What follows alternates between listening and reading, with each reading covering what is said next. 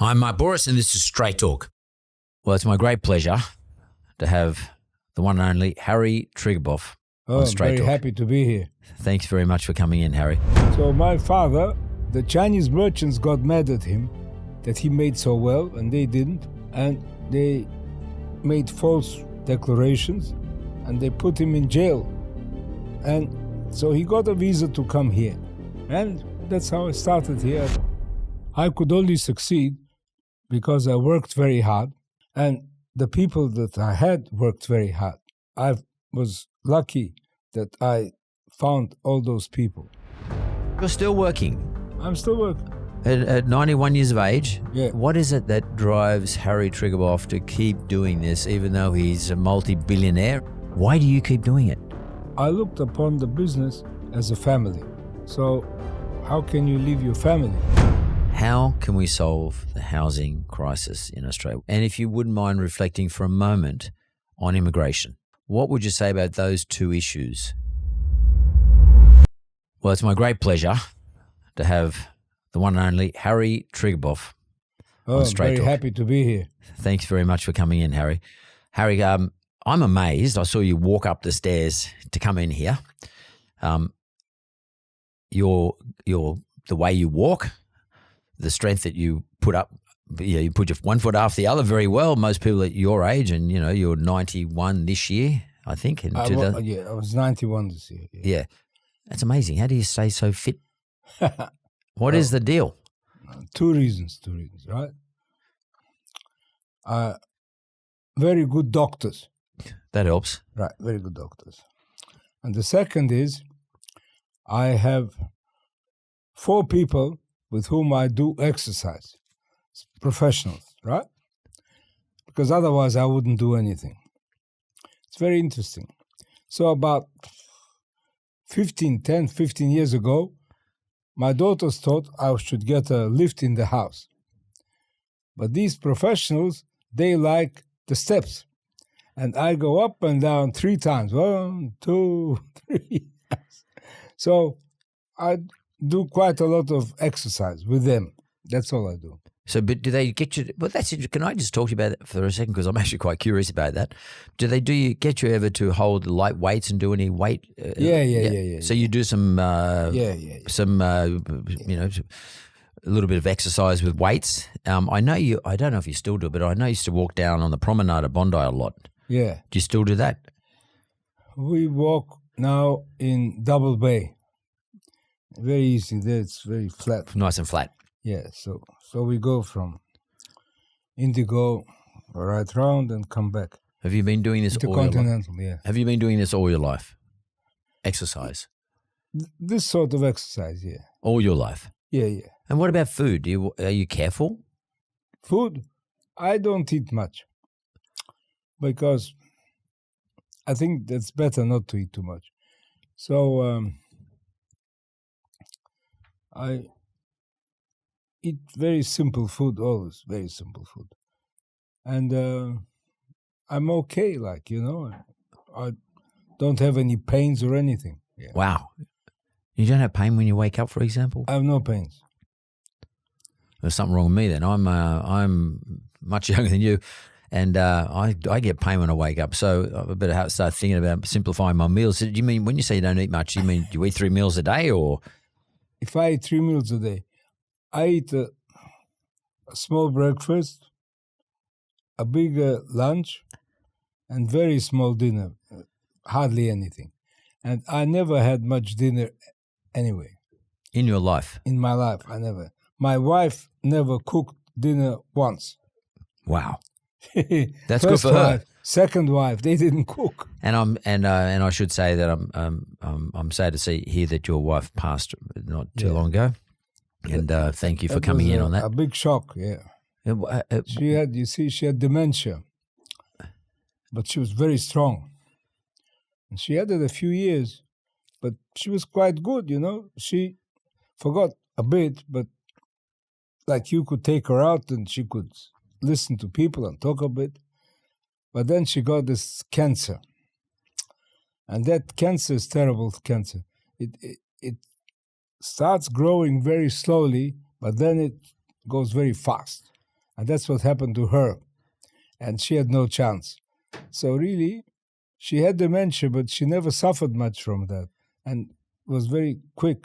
After we found the cancer, within 2 months, she was gone. Well, what's it like to live with somebody with dementia? And she was singing Elvis Presley 2 days before she died. Really? Yeah, she liked Elvis Presley. She sang his songs. I don't blame him. I like Elvis too. Man, he's one of my favourites. What's it like, Harry, to live with somebody with dementia? And how do you? What are the issues? I mean, do you feel sad that she doesn't remember something? Yeah, she was very upset when she found out. And then, after a few years, they told her not to drive anymore. She was a very good driver. But she was very cautious then. And they told her, now you drive too slowly. So they stopped her. Anyway, that's one thing she missed very much. She lost her independence. Yeah. So clearly you've got an accent, a small accent, still an accent though. Where's that accent come from? Where were you born? Where was I born? Right. I was born in a place called Dalian now. Before was Dairen. But they took me away when I was 1 year old, so I don't remember at all. Where is that? Which country is that in? That's China, and it's a port. Afterwards I lived in Tianjin, but all these places are very much connected with Australia because that's where they import the iron ore. That Russia imports the iron ore from Australia there? Yeah, from Australia. They get. Yeah. And when I was there, iron ore was not that important, but because they didn't have industry. What was important then is that they used to import wheat from Australia. And I used to go to the port and watch them take bags of wheat on the shoulder and onto a horse with a cart. And that's, I used to enjoy watching it. One of the things I liked. Now, you're not Chinese. No. You were born in China, but you're not Chinese. I'm definitely not Chinese. Where were your parents from then? Russia. Russia. How did they end up in China? Right. So, there was the First World War. And my father didn't feel like going to fight in the Russian army. So he put lice in his hair. Then they wouldn't take him because he would spread it in the barracks. Now, his two uncles, they fought in the Russo-Japanese War, 1905. And they brought him to China. On the way, he met my mother in Siberia, and he married her. He was from Ukraine, but that time they called it Russia. If you asked him where you were born, he would say Russia. He wouldn't know Ukraine. Didn't know a word of Ukrainian. None of us. I don't know a word of Ukrainian. But met my mother, and he brought her to China. Right? Now, his story is very, very interesting. He didn't know a word of Chinese or a word of English. He knew Russian and Yiddish. You know, Yiddish is the old Jewish. Right? But he had to make a living. So he ran all over China looking where he should settle. And he decided Tianjin. Came to Tianjin. He had a little shop. He managed to pay rent, but not much more. And then the war broke out with the Japs. The Sino-Japanese War. The China-Japanese the Great War, the Second Great War. Second World War, right. Second World War. Yeah, the Chinese fought them. Yeah, right, no. So the Japanese took all the British who controlled commerce, put them all into camps. and there was nobody left to deal with the Japanese. So my father, and I remember this already because now we're talking 1941, 42, so I was already 8, 9 years old. I remember how he got all the little Jewish bankers. I mean, you wouldn't think of them as bankers, but they were little bankers. And he collected money from them, and he went to the Japs. And he told the Japanese, now, you brought the goods here to China, because China had no manufacturing. And now, the purchasers, you put them into camps, so you can't sell. Now, I will buy it from you. So they laughed at him.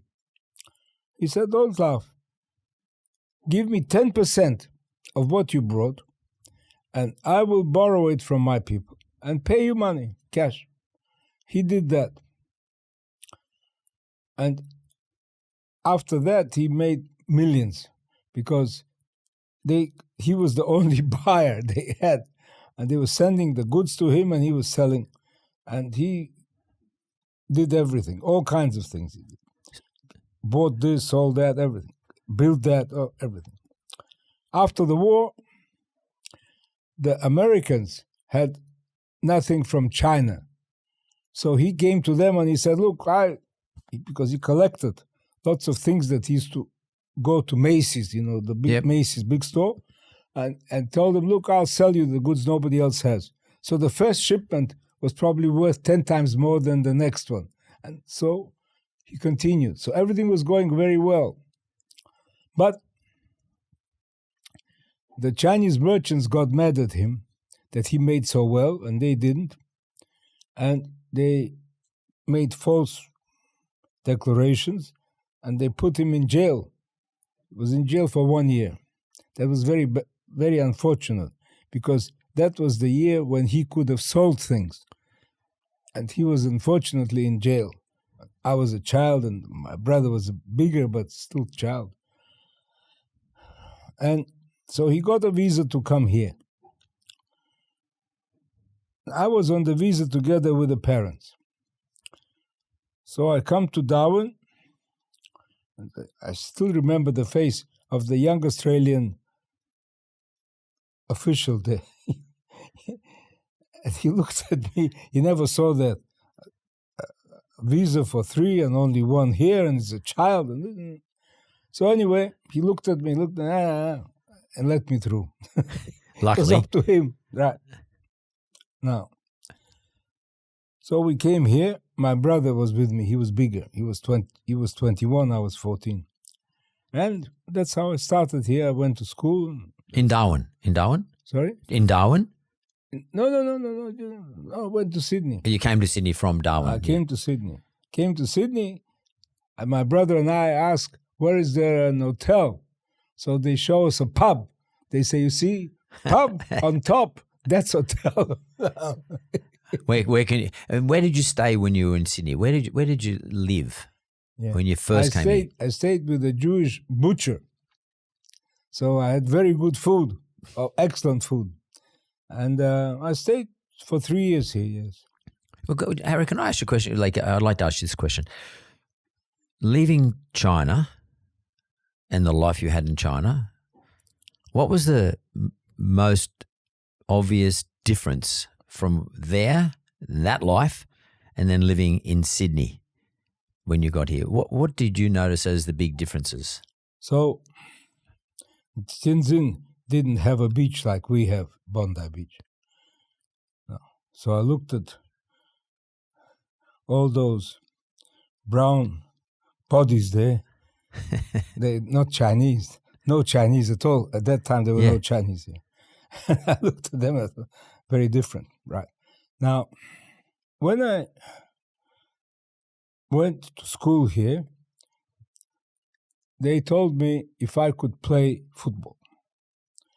And I looked at the big fellows, and I was small. I mean, now I'm smaller still because I'm growing down, old. But I was still small. I said, no, I can't do it. So they wouldn't accept me. But father gave money to my brother, so we had some money. He went to back on New South Wales then, Westpac, Yep. and he said, look, help my brother to get into Scots. And they took me after that. Scots College Yeah. in Bellevue Hill. In the, Wow. That's where I went. And I told them, look, I can write nice history essays. They said, no, we were football we want.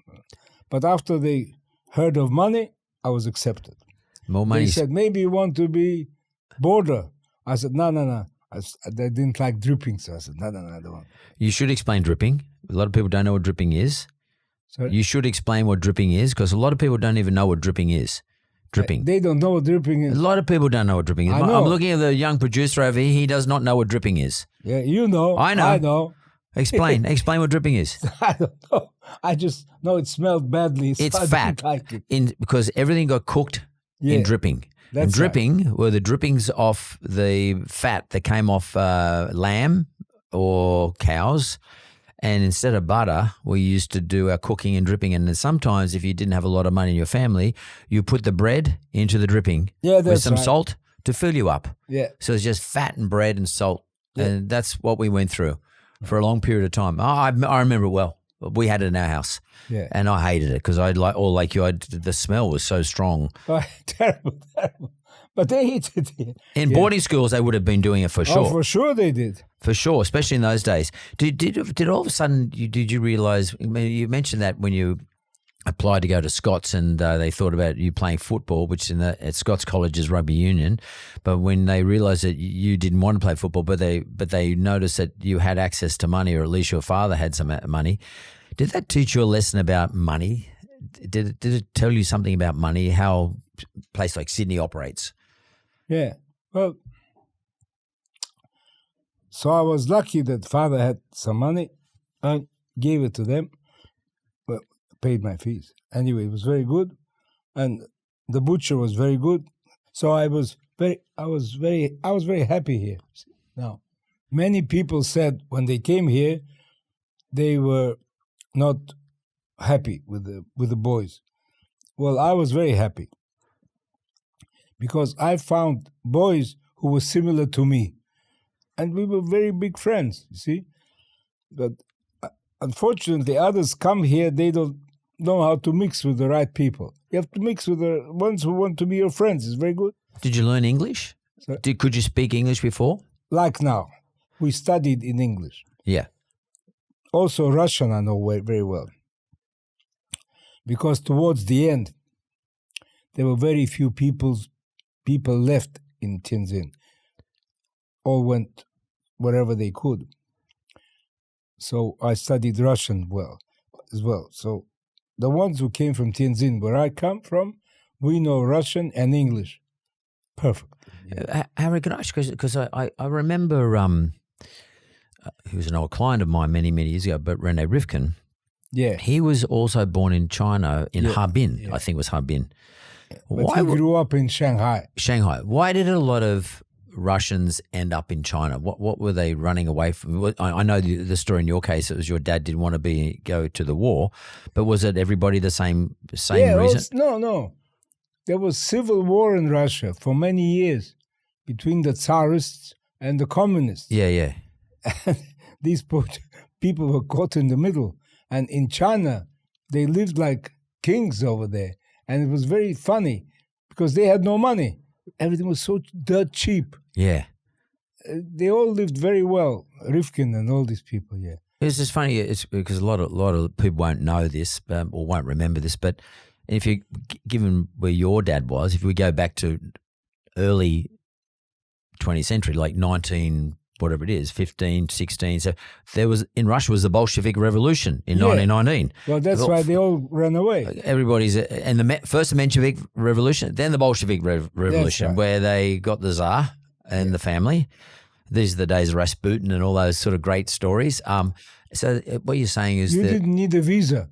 No problems like here. Oh, really? No visa. My father sat in a boat, Amur River, and he was in Harbin. That's it. That's it. And then the Chinese never recognized him as Chinese, never gave him anything. and never took anything. That's how he lived. And how big was the Jewish community in those parts of Russia? Like, for example, in Shenzhen, where you were. Yeah, yeah. How is it? Was it a big community? No, not big.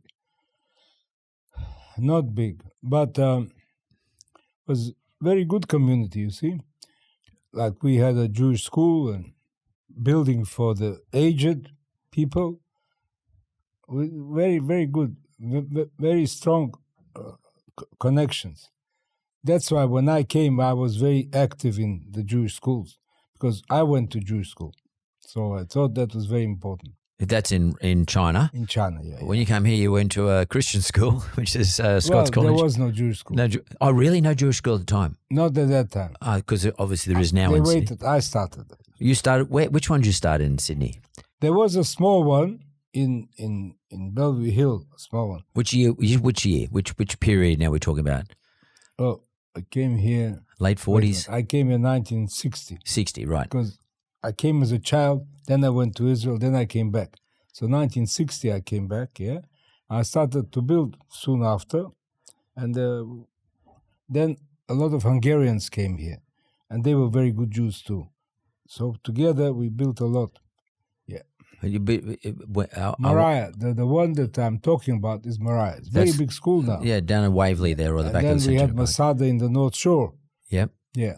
So you actually were one of the original, let's call it philanthropists behind the putting together Mariah College, which is a great Jewish school in the eastern suburbs at the back of Centennial Park there. Yeah. So if you went back to Israel from Australia. Yeah, I finished school. When you finished school, yeah. So because my father couldn't get permission to come here. Why? Well, because they accused him of working with the Japs now. So he said, of course I work with Japs. If he comes to my shop, I sell him. But it wasn't fair. It was all wrong. And in the end, he was acquitted. But the Canberra got some ideas that he really was nothing. But it affected him. That's the big problem. What happened? So once he came to Israel, he was no longer the same as he was in China. After jail? After jail. What do you mean? He said, why did they do it to me? I never did anything wrong. And I used to tell him, Father, you didn't do anything wrong, so it made them even more mad. So don't worry whether you did wrong, didn't do wrong. Who cares? Anyway. So do you think Harry, he was sort of like, maybe word is a strong word, but traumatized from being in jail? He couldn't forget that he did nothing wrong. I said, of course he did nothing wrong. And they couldn't care less if he did wrong or right. They wanted money, no? Yeah. And what was the reason you went to Israel and he went back to Israel? Is the reason for that is because you wanted to? No. Well, he came to Israel from China. Yep. And he made textile manufacturing. Right. That was always his dream. He wanted to make textiles. He wanted to be in the smarter That's why trade. He sent me to England, to Leeds. And I'm a textile engineer. Oh, really? Yeah, I'm a textile engineer. Now, they taught me music, and I can't hear properly. My eyes are superb, my ears are hopeless, but I learned music. I had 3 teachers. The teachers were all bad. There were no good teachers for me. Piano, we're talking about a violin? Piano, yeah, I had 3 pianos. So he opened that factory. In Israel? In Israel. At that time, business in Israel was hopeless. They were very left-wing, very socialist. There was nobody with money anyway, so it didn't matter.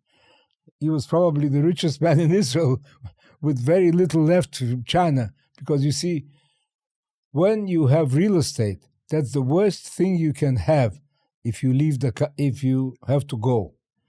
Because you can't take it with you. Yeah. Gold is the best. Diamonds is good. You put in the pocket. But real estate's the worst. It stays there, right? That's for sure. Anyway, the Chinese, they welcome me and they show me we look at the buildings he built and left and they're very excited. The house where we lived is now heritage. and they open it for public to come, and they charge them fees to see. Wow. Yeah, it was one of the best buildings. Hong Kong Shanghai Bank boss used to live there. Then we bought it. Very good, yeah. So when he went to Israel, and you being a textile engineer, is that something you studied in London, or where did you study? Leeds. You studied Yorkshire. Yeah, you studied textile engineering, right. and that's to be a rag trader, That's to be in the rag trade. Yeah. And what was your dad make? What was your dad making? What type of clothing? Wool. But suits or fabric or what? Fabric. Yeah. Yeah. So Wool. and did he want you to be in the same business? That was his dream. Yeah. So then Australia writes me a letter and says, "Come home." Who in Australia wrote the letter? Canberra. The government? Yeah. Why? But they wanted me back. First they didn't let. Then I said, "But I'm already finishing here in England. You can't come back then if you don't want." So I said, "What do I do?" He said, "You go to the Home Office." So I go to the Home Office and I show them the letter. Oh, they say, "You can stay here, Harry." Very good, thank you. So I finished my studies, everything is right. Then the Home Office comes to me and they say, "Harry, well, what do you want to do now?" I said, "I want to think about it." They said, "Think? Out!" So I go back to Israel. And then when did you decide to come back to Australia? If you're now you're back in Israel. No. So then my father brought also my brother to Israel. And my brother didn't fit Israel. He lived a few years and couldn't talk the language. Actually, he talked Hebrew better when he came back here than when he was, I don't know, something in his mind. He couldn't speak Hebrew properly. Sorry? He couldn't speak Hebrew properly. He couldn't speak Hebrew. Right. But he didn't fit there. So I started arguing with him and with my father and this and that. And my mother was a very quiet woman. She said, "Look, this atmosphere is not good. I sent you when you were a boy to Australia. You go back." Right. So my mother tells me also, "You go back to Australia." Right. Very good. So anyway, after a bit of problems, they accepted me back. I come back. I tell them I'm Australian. They say, "How are you Australian?" I said, "Because I lived here for over 3 years and I was a junior. That's the law." "Oh, but we have no records of you being here." "Oh, you don't?" "Well, I don't know. I was here." So they're bureaucrats, you see, they make the law. They say, "Harry, you go to your headmaster. If he says you went to school, then you're Australian, you're right." So first I couldn't get in. Afterwards, within a month, I became Australian, you see. There you go. And then, so you're now back in Australia. You're a textile engineer. How old are you now? How old am I then? I was then maybe 27. 27 years of age. And any assets? Nothing? He gave me, I think, and I'm very happy it happened, he gave a bit of money to my brother for sure. Well, but he gave me enough to buy a cottage, say, in Willoughby Hospital. I had that. But instead of buying a house, I invested. So I had a milk run, and I had a... You were a milkman. You were the milkman. I don't know. Then. I got a guy to do it. But you bought the run. I bought the run. And I became a partner in a taxi. And I bought 4 flats in Dulwich Hill with big mortgages. And I invested very well. Made probably 20% return. That was very good. On the other hand, there was no capital gain in those days. It was straight. Yep. You bought, you sold after 5 years, still the same. But it was very good investment. And I got a job in textiles. I get a job in textiles, and I tell them textiles is no good. Our machines are old. Our market is small. And in Asia, the wages are low. So I told them textiles, rubbish. So with that attitude, they were quite happy to see the back of me. Well, who are you working with? You're not working with someone like Joseph Brenda or someone like that. But who? Joseph Brenda and I, we were big friends, but because he studied in Geelong, and we are about the same age, we would have been together if we were here, right? If Joseph was still here, yeah. Yeah, he passed away last year. In the end, I bought his block of land where he had his factory and all that. Yeah, because I could fight the council, so I buy it. Otherwise, I couldn't buy it. Anyway, right. But so I said it's rubbish, and I went away. And then I had a friend, Tommy, and Tommy tells me, Harry, we should build flats. He was from Israel, but originally Hungary, a big friend of mine. So we were very lucky that the chief lending officer of ANZ was in Bondi Junction. They were training him. So he looked at me and he said, Harry, if you reach the roof, I'll give you money. If you don't reach the roof, you can go. So Davidson, his next was Rex Davidson. Nobody remembers him, but he was all-powerful in that bank. In the end, they paid him off because they couldn't control him. But I was lucky, so he gave me a bit of money, you see. So it was very good. And so I got a bit of money and I built. And at that time, many people sold their textile businesses here in this country.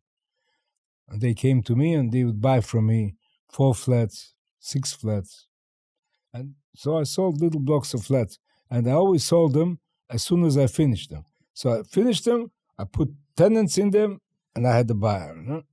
And then there really were no builders for flats. They had builders that could build huge flats, big ones. That's Lend-Lease. That's not. And small ones were very little. So what I did, I saw that the subcontractors had commercial brains because they survived. So I took every subcontractor and I said, now you will be a builder and you'll build that block 4 flats. And you will be a builder and you'll build that. And I realized that the workers had to have permanent employment. The problem was that because all of us were building these little blocks of flats, they would build a little block and then they would lose the job. And I made sure that my people always had work. Yeah, so you could keep them continual work. All the time. And they always stay with you then. Even sometimes maybe not so good, the block, but doesn't matter. It's okay. That became very useful when we had fight with unions because they stuck by me because they knew that if they were with me, they'd get jobs. If they were with them, who knows? And so unions were very rough in those days, much rougher than now. Now they're gentlemen in comparison. Yeah. And they were very rough. But my people stuck by me. We had no problems. Did you mostly get foreigners, like people from other countries, to be your subcontractors or to do the buildings for you, or were you getting Aussies? Right. They were all kinds. They were Italians and Greeks. Yeah. Foreigners. Yeah. People who just want to make some money for their family and have a good security. Yeah. Know that you. My main man was a Scotsman. And Scots, they're clever with money. Yeah. And he worked with me, and his son worked with me, and his grandson is with me. He's retired, but they are still with me. Still with you. Yeah, very good. So what year are we talking about now when you were doing this? Which in the 70s? I started in 1960 and never stopped, right. So, because I remember, and I mentioned this earlier, but in 1977, I was 21 years old, maybe 22, and I was married, my first wife, and you met my son from my first wife earlier. Yeah. And we had just had a baby, and I was very young to be married, but it doesn't matter. And I needed to buy an apartment, and you had a block of apartments for sale, just built, brand new, in Port Hacking Road, Sylvania. And I remember what was attractive to me was it was 3 levels, walk ups, no lifts, car parking underneath. I could buy an apartment. I think the apartment I bought was like maybe $47,000 or something like that. But you lent the money to me. Not you, Meriton lent me the money. This company called Meriton. You lent me 90% because I couldn't borrow the money from the bank. No. When did you start to decide that I'm going to lend money to people to buy the buildings that I built? Where did you get that idea from? Right. So when I started to build, I thought that my big problem would be to get money. To do the building. To build. Yep. That was in my mind. But I soon found out that the big problem were the councils. And they're still the big problem. It didn't change. Worse now. Worse now. Well, the bigger houses, more, of course. Much worse. But so going public was a waste of time. I went public, but it was a waste of time because, all right, they could get me money, but I could sell very well, easily. No problem. So I saw the problem was that the people had no money. They all wanted my flats. No problem. But they didn't have money. Especially, I started to build a little bit in Surfers Paradise. That was worse than here, much worse. Especially those days. Well, also, we had no Chinese here. Later on, they came, so that was easy then. Yeah. So I decided to give them money. So I used to borrow money because I didn't have much and give it to them. Give it to the buyer. To the buyer, but not for a long time, a year, 2 years. And till today, I have very few bad debts. But I only gave it on my blocks of flats because those ones I built and I knew them. Because, we also have problems afterwards with how good the block is as well.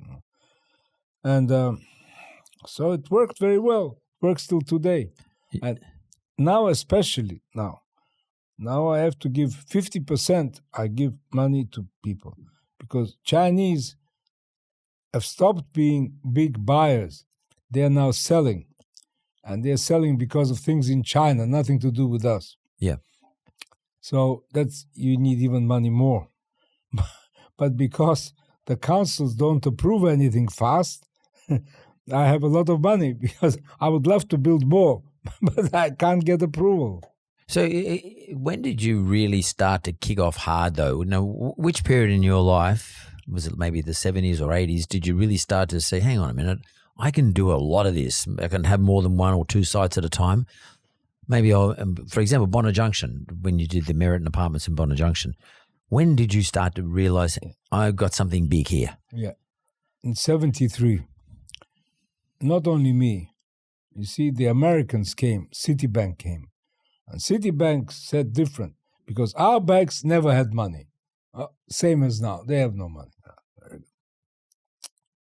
And Citibank said, we have money and you can build. So we should go together. And so that's when Alan Bond and I and others suddenly grew. Nobody heard of us before. Very good. But then what happened, I didn't even hire a lawyer. I just signed it, got the mortgage, got the money. They put in a clause there that said that I have to repay on demand. If they needed money, I had to repay on demand. It doesn't matter how good my property was, I had to pay on demand.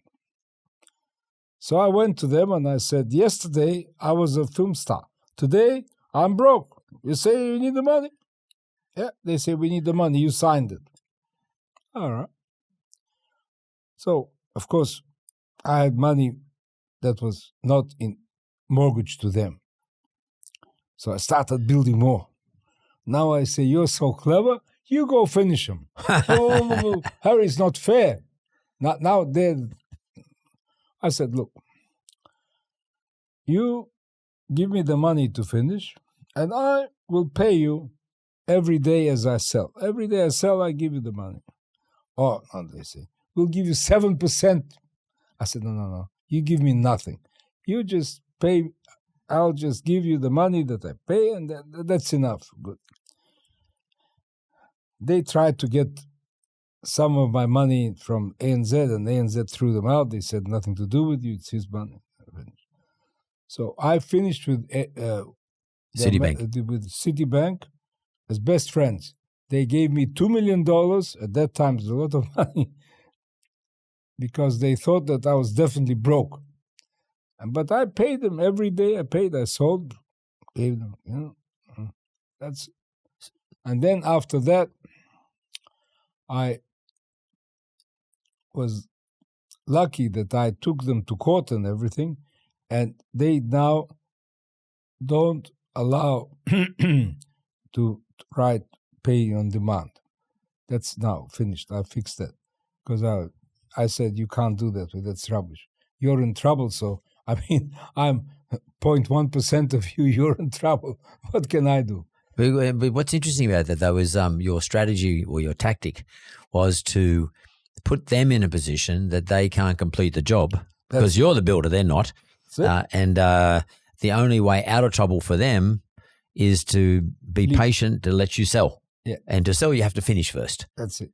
So that was quite clever because you think they're much bigger than you, but you also they got nothing without you. I mean, they're not going to appoint an administrator who's going to try and find builders and, carpenters and bricklayers and plasterers and stuff like that. I want to talk to you about your trades. Meriton probably is, I dare say this would be the case. You are more than likely the largest apartment builder in Australia over the last 20, 30 years. Would that be right? Easily. Yeah. Easily. And part of you said right at the very beginning that one of the things you did was make sure that your tradespeople, who were all different types of nationalities, were always certain that they were going to get work no matter what happens. Right. Today, is Meriton still that same model? Is that the same model? Same model. Would it be fair to say then you have with you businesses, bricklayers, painters, plasterers, carpenters who've probably been with you 30, 40 years? Yeah, different generations. Their family, yeah. Family, yeah. But we have to remember one thing. We have a problem. Not we, the whole world has a problem. These guys who were so terrific with me, their children were not necessarily so good. And they always, like my father, they wanted them to stay in the business. Some succeeded. The girls succeeded actually better than boys. Really? Yeah. Because, well, they can't lay bricks, but they hire bricklayers. But we have a problem with that. And that is not only with Australians or new Australians, but the Chinese have the same problem. Their kids that grow up here are not necessarily like the fathers. Well, why do you think that is? Well, when you say is it because not spoiled, but they just lead a different life? They're different, yeah. So we have to value very much these migrants that come here because they are still the same as were with me. It's their children already that are here, born here, they are not the same. Maybe not as hungry? Not as hungry, yeah. And is it because in Hungary, is it because they don't have the same ambition maybe? What do you think it is? Well, they are different, you see. The ones who came in with me, they are the same as I am. They think the same. But these new ones, some die, some not. So it's a worldwide problem, not only here. Yeah, I wouldn't mind examining that because I got 4 kids too, and I often think myself a similar type issue.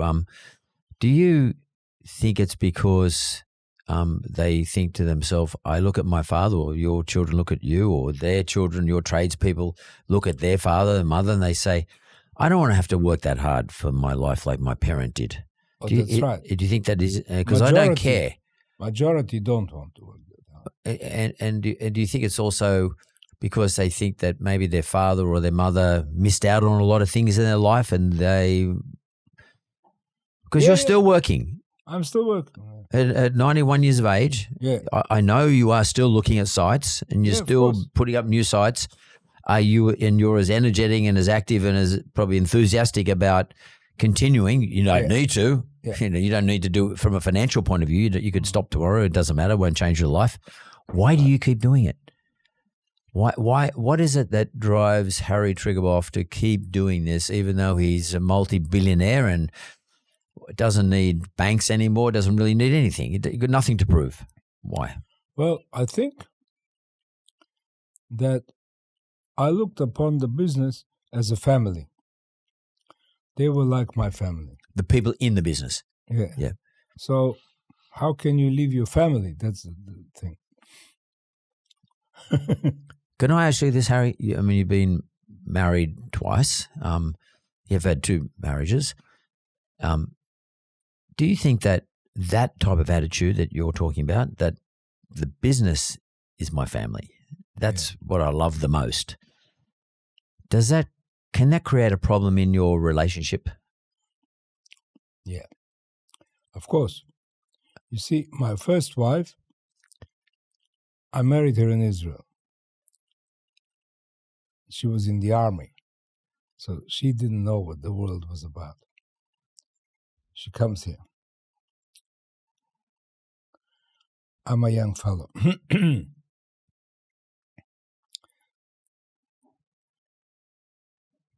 The women, I already had women that were very important in my business. So I used to go out with them. But I always came home and had dinner, little dinner that I had. Not one day did I miss. She was not confident. I think she was a very nice woman. And she found the boyfriend she had before me. And that boyfriend married a sick wife, and they were sick and they had nothing and this and that. That's what she found. She wanted to go back to Israel. Back to Israel. She felt better in Israel. Well, thank God she stayed here. She didn't go ahead with the boyfriend. And the daughters are very good to her. She lives in a very good apartment in Bondi Beach there. So she's looked after. She never wanted to marry again, and that was it. And for 7 years I was between the wives. And like then single. For 7 years you're a single guy, yeah. Single, yeah. And then I married the second one, but she unfortunately just died just 2 months ago.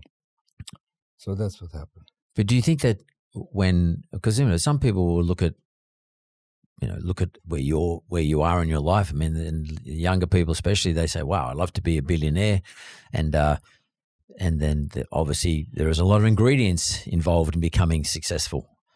One of which is sacrifice, and people around you have to sometimes participate in that sacrifice.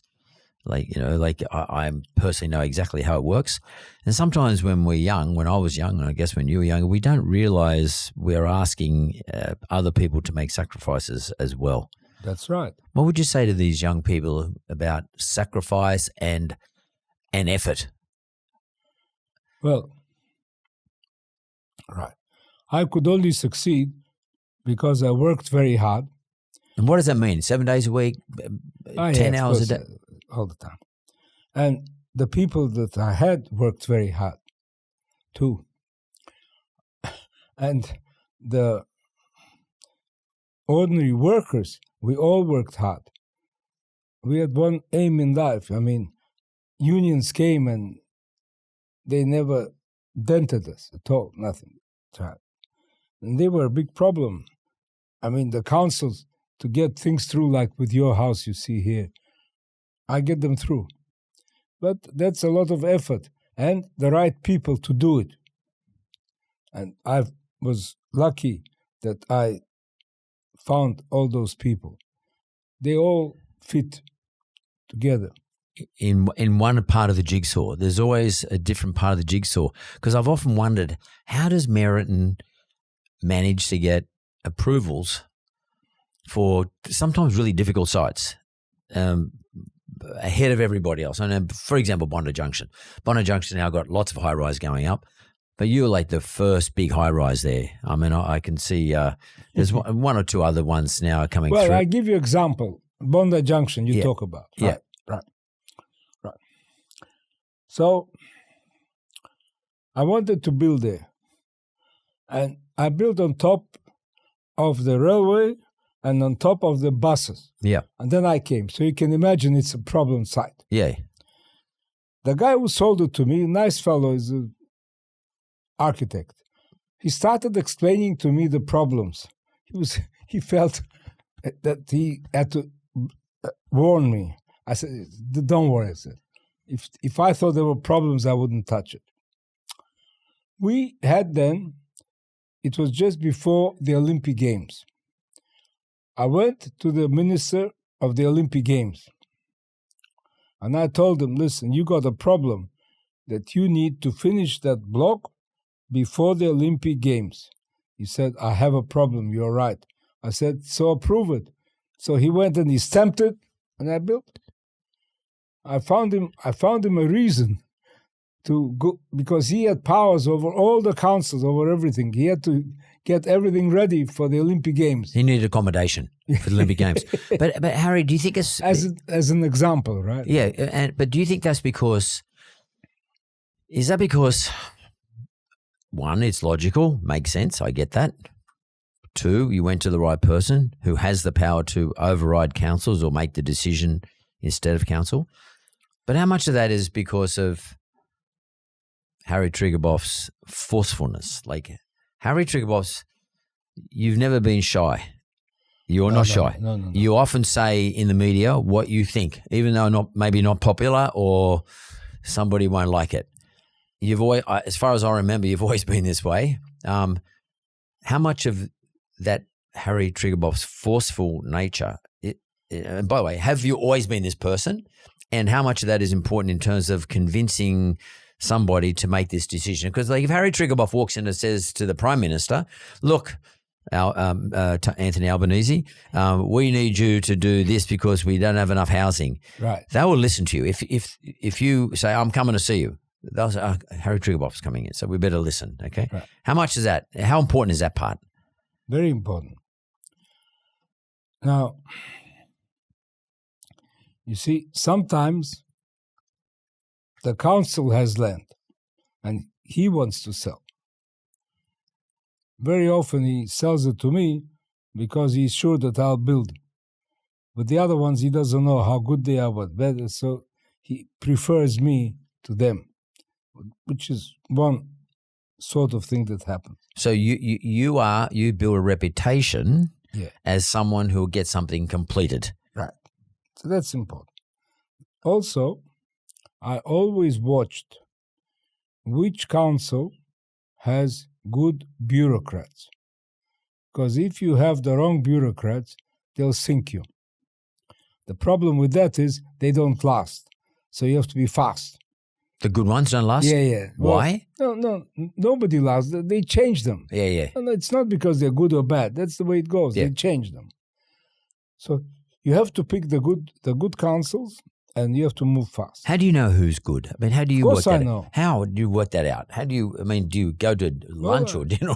I give them a chance. I tell them to approve it. I built in right council for 35 years every day. Every day I built for them because they were good council. And you got to know everybody. Yeah. They know who's sensible. Easy, yeah.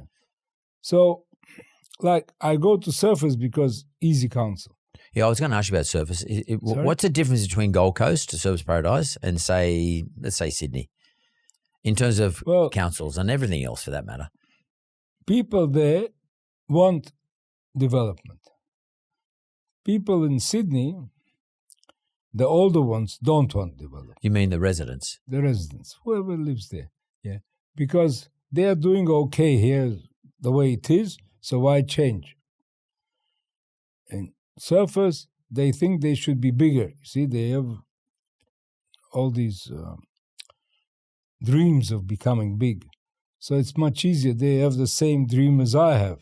But here, we have more and more old people. And they are the real problem because they are happy. That's it. They don't want change. In Sydney, they don't want anyone to change their little life. Yeah, they're happy the way they are, yeah. And councils, unfortunately, are voted in, so councils have to listen to everybody. Now, so the problem is that the councils are voted in, and when I talk to them, they listen. They don't say a word. They listen. They said, Harry, what you said is perfectly right. I said, no. But if we approve it, we'll lose the seat. We'll lose the votes. So I say that aldermen shouldn't have the right to approve because they're not doing it for the good of the country. They're doing it for the good of themselves. So therefore, they shouldn't approve. That's what I say. So who should approve? State government? The bureaucrats. The people below the councillor, below the alderman, the non-elected person. And I say, if the bureaucrats approve more, they should be given bonus. You know, I was with Tigers, you know, the football. Yeah. You're talking about the West Tigers. And I said, there's one way to win. I came to them and I said, no, if you win, each one of you gets £1,000. It was pounds then. We were the best teams. Comes some Greek fellow, and he wants to be involved. So I said, all right, you be involved. We've been last every time. But, I mean, that's an extreme case. No, but it makes sense. You incentivize people to do things to get the right outcome. Because actually, can I just talk about the West Tigers?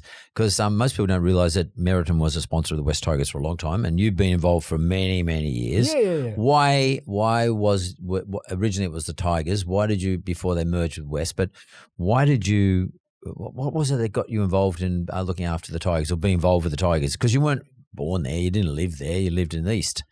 Well. So I told you that I was in Ryde for 35 years. Yeah. Ryde is very close to Balmain. So I just liked them. I don't know. I used to go on the jobs and I listened on the radio that time. There was no television. I listened on the radio and I liked to listen to how they were explaining. They were very good, the guys that explained the game. So I got sucked into it. And because I think Dawn Fraser may be involved with the Tigers as well. She was very friendly with me, Yeah. And because it seems like to me like all the big clubs now in New South Wales and Queensland and to the lesser extent in Victoria, they all have some very successful person who sort of sits in relation to that club. All the clubs, the more successful clubs have. Did you used to go? I recall people telling me you used to go to the games, but did you used to go to the games, the West Tigers games? Well, go and watch the game? Yeah, look, I had no time to run a club. Yeah. Besides that, I don't understand anything, which is even worse. I could learn. But so I gave the money and that's all I did. These people you talk about, they understand the game, they love the game, and they devote a lot of time. I have no time. That's what I don't have. So, Harry, can you just talk to me I just get some advice from you about, well, maybe advice that we can hand over to the government. How can we solve the housing crisis in Australia? We have a shortage of housing. And if you wouldn't mind reflecting for a moment on immigration. You know, both of us come from immigration environments, my family and your family, and I'm the first person to say, wonderful for immigration. We love to give everybody a chance here in Australia, but what would you say about those two issues, housing supply and immigration? See, you get Albanese, and he says, I want over 1 million houses. 1.2, he said. 5 years, right. But that's where he stops. How is he going to do it? Yeah. It's not a matter of stamping a plan. That's only the first stage. Now, you take the buildings are built now, they take 5 years, 10 years, because they're huge. And there's many stages. So you can't, you have to work out how am I going to do it? Because there's a lot of people that want to buy. That's no problem. They have to buy. There's nowhere to live. So it's very easy. But, for instance, I give an example. I went into housing where it was prefabricated houses. I did. No, it was very good business. But then I made more money on units, so I stopped doing it. So I said, well, why don't we go now in prefabricated house? Oh, they say, the banks don't give money. Now, to the buyer. To the buyer. So here's now, see, it's not only the councils that are at fault. I say the banks are more at fault. APRA, more at fault. The regulator. See, I made mobile homes. That's the word I was looking for. Now, so the mobile homes is what I did.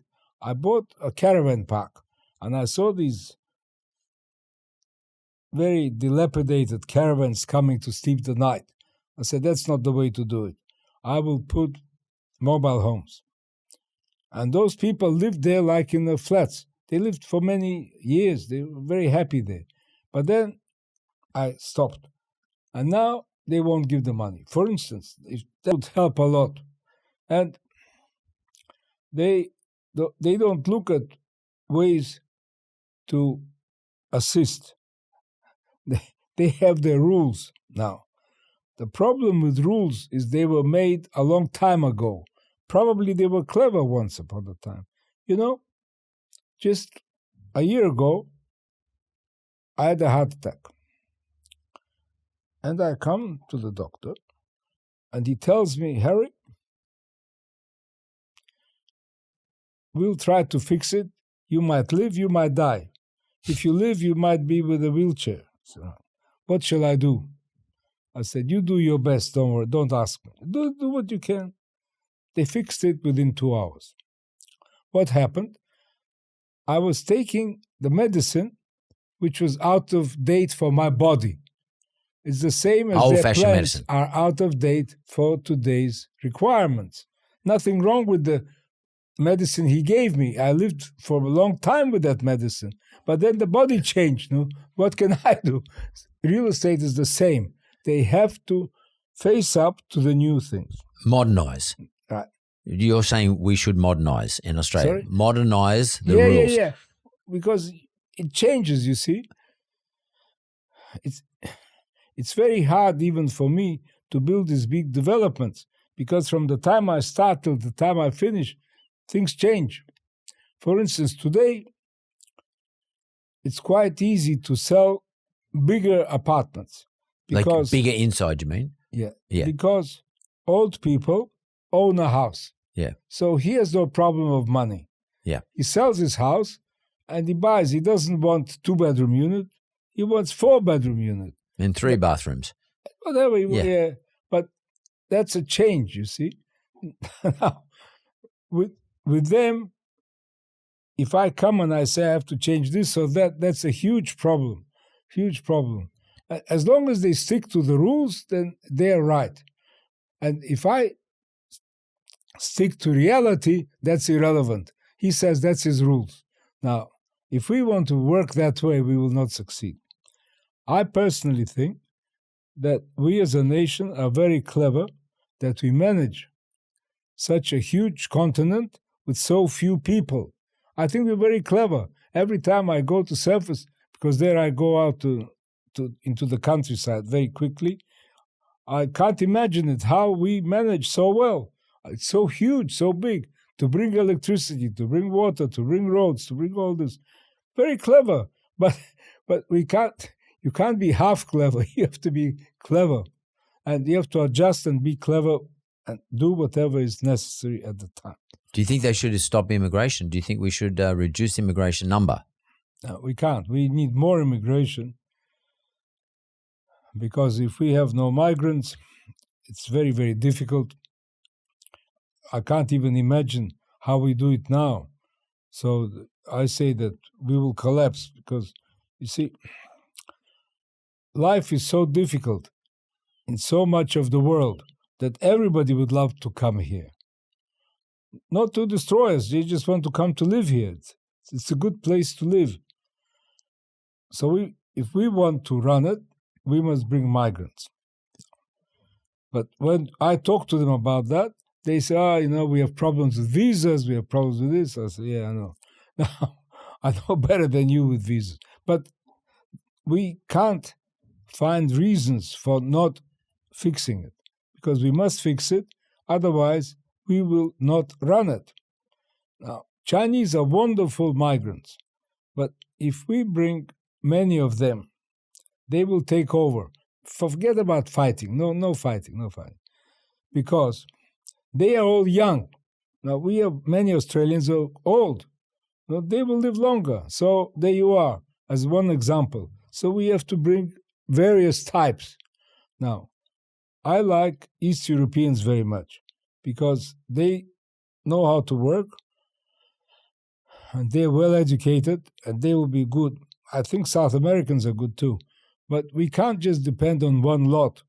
Of course, Chinese are the best. They have money and they work and they study and they're young and all this. But we can't depend on one type.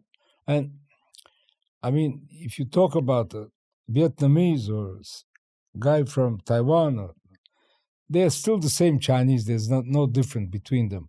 So we have to just make sure that we have all kinds. A proper mix. And they themselves want all kinds. If they love themselves so much to be Chinese, why did they come in the first place? Because we have a better way of life. That's why. Yeah. So I think what you're saying is that in order to solve this housing crisis, it's not about reducing immigration. It's about getting the right mix of immigration, but it's also about making sure that everyone gets in the room somewhere together. Banks, rule makers, regulators. Of course. They've got to get those people in. People who make decisions about planning and governments, probably some developers as well, to tell them the reality of how this all works. Well, the problem with developers, it's in their nature. They like to build. Yeah. As a group, they like to build.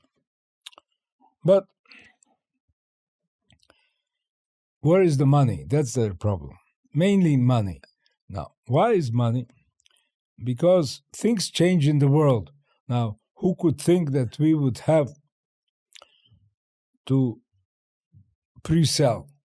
Yeah. I mean, he bought the land believing it would be okay. But how can he pre-sell 100 units? He can't. Which is what the banks usually require to do. Now they require. But we never heard of that. Not before. No. They pre-sell, he says. No.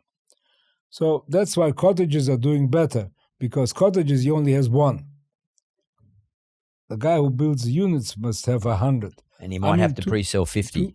To get production. I don't mean to build a few units in Double Bay. Yeah. That will not solve his problem.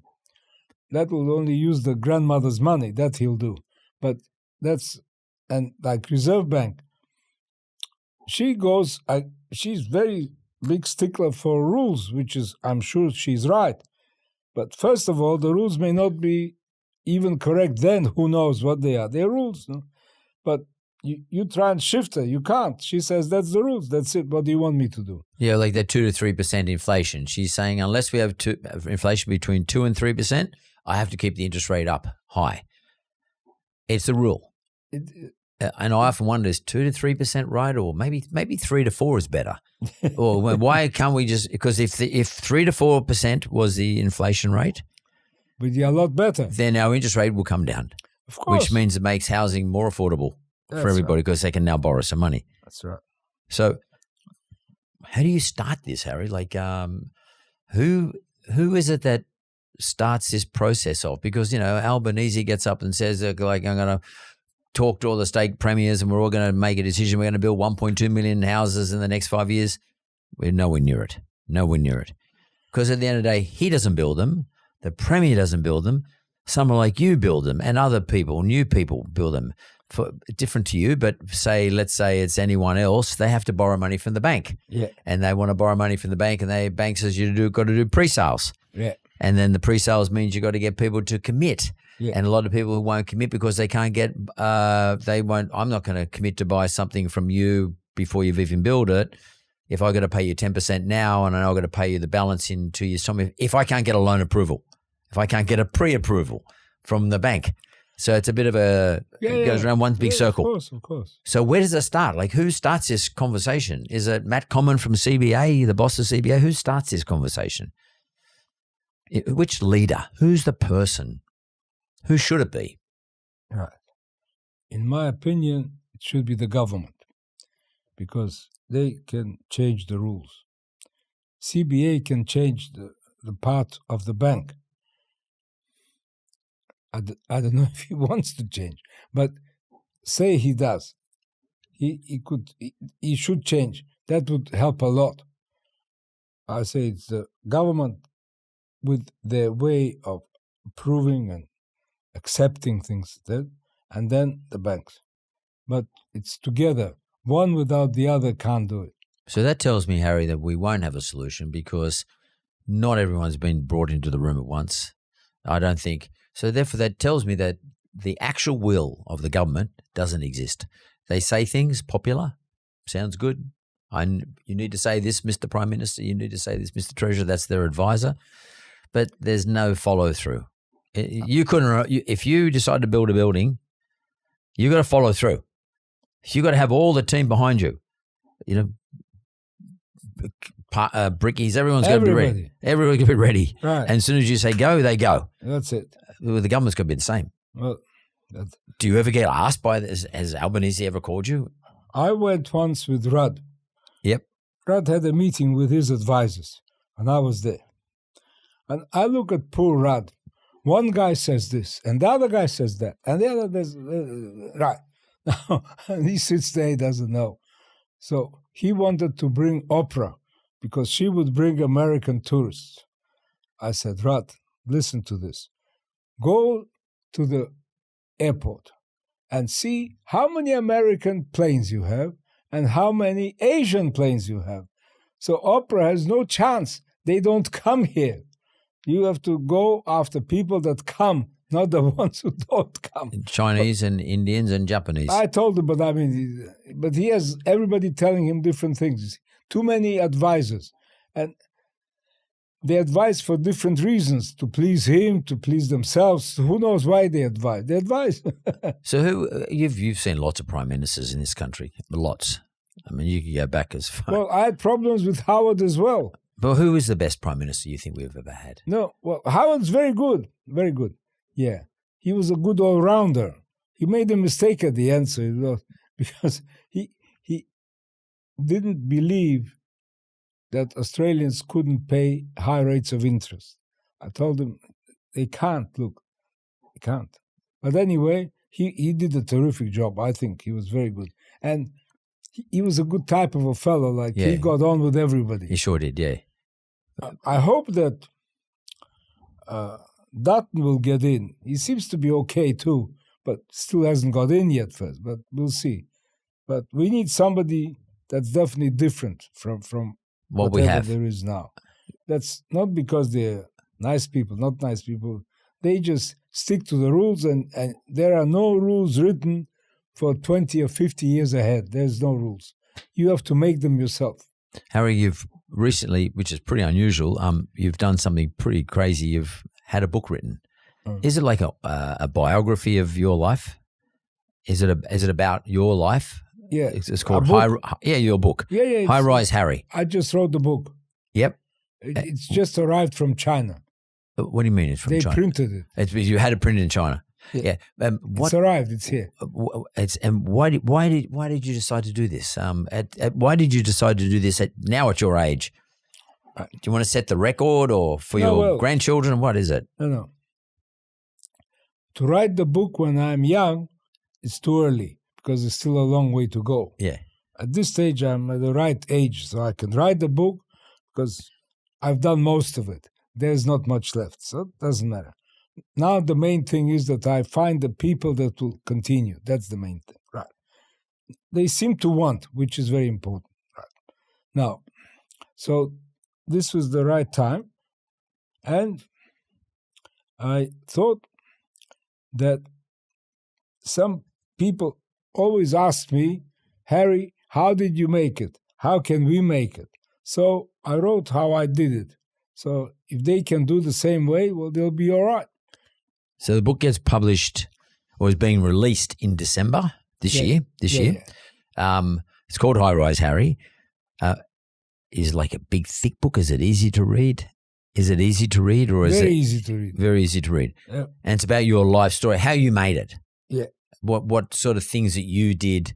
So what one or two things would you say to some ambitious young man or woman who just wants to make it? Well, what are the characteristics that Harry Triguboff used to become successful? Right. They must go into the right field. Like I was in textiles, and I pointed out 70 years ago that it's rubbish. So it's no good wasting time there. Somebody will do it. So then you have to work hard. Because if you work hard, there's a chance they will work hard. But if you will bludge, they will bludge more. So you won't last. Then I think it's important to collect the people around you who have the same ambition. If they don't want to succeed, you won't succeed. They have to all succeed together. It's a joint effort. And they must get on with each other. That's very important. So if you can do all that, then I think you have a chance, because there is always demand for something. So you have to find out where is the demand, and you go there. So you feature in the book quite a lot about women. How important are women in business in terms of your success? Like, where do you? A lot of people don't, especially us older generation. We tend not to have dealt with women that much because that's just the way society was. But in your case, women have been very important in your success. Yeah. What would you say about that? About women? Yeah. In business. In business, yeah. Right. Now, women at that time didn't have high education as a group. I mean, I'm not talking about academics. They're not with me. They do something else. And they had families. So when I had a milk run, I remember we used to deliver 5-6 bottles of milk at night. So they had big families. And they were responsible to bring up the children.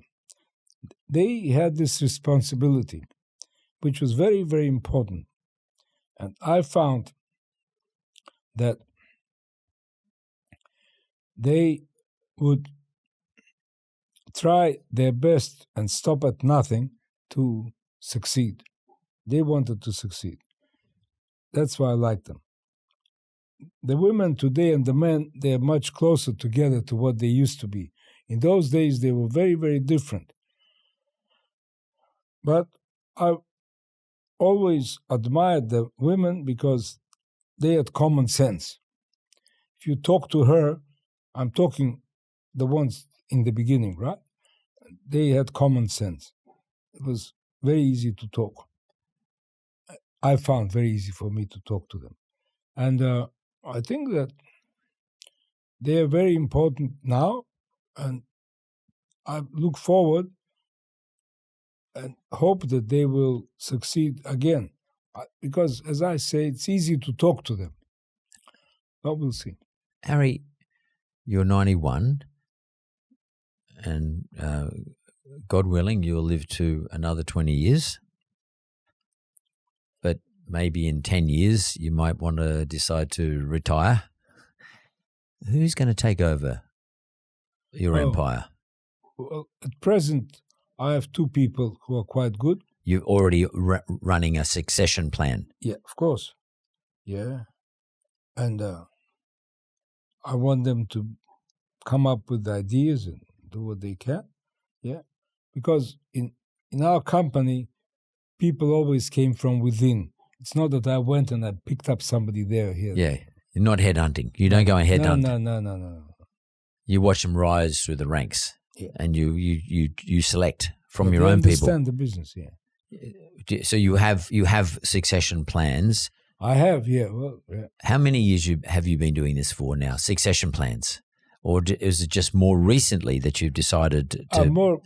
Not many years, maybe 3-4 years, but continue. How is it that Harry Triguboff is so confident about his longevity? Like, it doesn't even seem like something you think about. Like it's like you think you live forever, or do you sometimes think to yourself, maybe, as the years are going by, I got so many Christmas left, so many. So when I started, they laughed at me. They said I didn't know building. I said, I don't know building. You're quite right, but I'll pay the bill. That's what I know. Very good. Now, I'm very lucky. See, the body gets old. Like, you take my ears. They were never good. They are hopeless now. You take my eyes, always very good now. Same. The eye doctors, they can't believe that they're so good. So, getting old doesn't mean that all of you gets old. So just as I could build without knowing how to build, but I got the right people, I believe I can last a few more years. Hopefully more than a few more years, Harry. I might want to interview you again in a couple of years' time. And what do you reckon is you've built a lot of buildings. What is one of the fondest memories of a building that you built that you feel very fond about? It's is it World Square, for example, or what is, or is it the Bondi Junction stuff, or is it what you're doing in the Gold Coast? Where do you have the fondest memories of, say, a building that you really love? What I love the most is when I solve problems. That's what I love most. I will tell you how I solved that problem, had a problem. And they make me problems all the time. Don't worry. So that's what I like the best. Not the actual structure. That's the problem with the actual structure is today this is the best, tomorrow that's better. They get better all the time. Yeah. So that's very nice to see, yes. But I like to solve problems. And which is one of the examples you gave is the Bondi Junction problem, building on top of a bus depot and a railway station. That's right. When probably no one else could. Maybe someone else could, but no one else really wanted to take on the problem. No, they wouldn't think of it. And that's where you excel, though. You say that when someone else doesn't want to do something somewhere, I will do it. That's right. And I can solve it. That's what you love the most. That's what I like. Yeah. So in terms of let's talk about investors. Young people want to buy some property they'd like to buy an apartment, okay? Where would you say for young Australians would be the best place to invest in today? I always say in a pharmacy. See, people get old. The doctors get better, so it's more medicine. The government always pays. Very good. Become pharmacist. I like pharmacists. I like that too. What about property though? Where would they buy real estate? Where would you say go buy an apartment for good investment? Real estate is good, but to build is very complicated. Yeah, especially today. They made it complicated. Yeah, government. Well, the system is very hard. Yeah, but would you say, because we were talking earlier on outside, but Gold Coast looks like it's not the same as it used to be. Gold Coast used to go up and go down and go up and down. It was lots of variations. Gold Coast seems to be one of your more preferred areas right now. Yes, because I say that my main problem are the councils. And the councils there in Brisbane as well are much easier to work with. Because with these fellows here, you don't know what they'll do tomorrow. They don't know. Come up with crazy ideas. They don't seem to think about the consequences. The idea might be all right, but there are consequences. So, Harry, last question, and I really appreciate your time today. what do you want to be? And maybe you never thought of this, but what do you want to be remembered for? I mean, what do you want to? When one I'm day not really worried what I'm remembered. You don't care. I never cared. I never cared. I say I was never like Malcolm. He said he wanted to Fraser. He wanted to be the prime minister. I never wanted Malcolm to be Turnbull. anything. I just wanted to do my job, and that's all I did.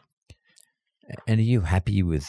If you look back now, do you reckon you've done a pretty good job? Yeah, very good. Yeah, I'm very happy with what I did. Yeah. So you're the happiest you've ever been, sort of within reason. Yeah. I'm very happy. Yeah. You'd like to be able to run 100 meters flat out, but I mean, other than that, given your age, you're happy. Yeah, very happy. Yeah. That's not many people can say that. Not many people can say that. No, because, well, as I said, when I started to build, I couldn't build. When I'm old, I can't do many things. But as long as I can do the important thing, forget about the rest. Nobody can do everything. That's what we should all remember. You have to pick something where you are good at, which is important. That's your answer to success. Don't try to be good at everything, because nobody can be good at everything. But you have to be good at the important thing that only you will know when you work. Harry Triguboff, I want to thank you for sharing your wisdom. I want to thank you for actually sharing your time here, to be frank with you. And mate, good luck with the book, High Rise Harry, out in the bookstores in December 2024. Thanks, Harry. Thank you. Thank you very much.